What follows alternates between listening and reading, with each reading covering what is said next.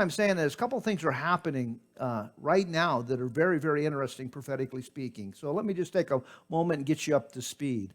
Number one, the red heifers that are necessary, the ashes, the blood to cleanse the temple. You've heard and we've taught and we've said that there were 10 of them. They took 8 of them. They're down to 2, and they will have to be sacrificed next month because there's a time limit on it. And it comes right alongside of the fact that now the whole world's against Israel. You know, the UN just came out with a resolution denouncing Israel, and our nation, with the current administration, because of political reasons, is now backing away from supporting Israel.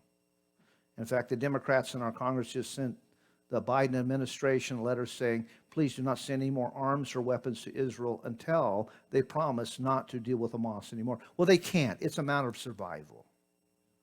So they are now, as the Bible says in the last days, all nations would be against Israel. That finally happened this week.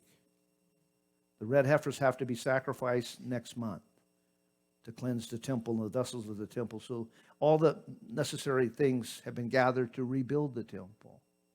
So that's going on. But the thing that shocked me today is that the CIA has come out and warned Israel, like they need to warn Israel. Their intelligence is far greater.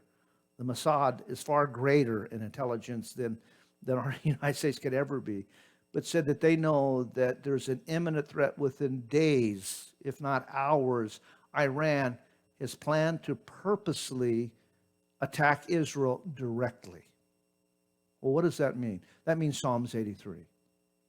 Because we know in Psalms 83 that that's what happens, and God shows up and intervenes, and when he does, then those 10 nations that are gathered around it, developed in 2011, the Arab Spring, will attack Israel, and then it sets off Psalms 83, followed shortly thereby with Russia. And Russia is prepared to go to war right now. They are already rattling their sabers. They will come down to invade Israel for the spoil. And when the dust settles from that, the Antichrist comes to the fore. We go into a one world leadership mode, and the church is gone. And I'll tell you, right now, the whole purpose of collapsing our economy, with everything you see going on, is to force us to surrender our Constitution. Not us, because we're gone, but those who will be left behind to surrender the Constitution of the United States and be willing to bow to a world power. It's all in place. So we're living in some very interesting times.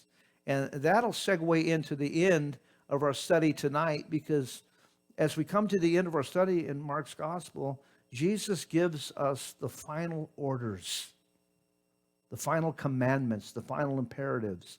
And he expects us, and we're going to see it in the Greek grammar, he expects us to be doing these things when he comes.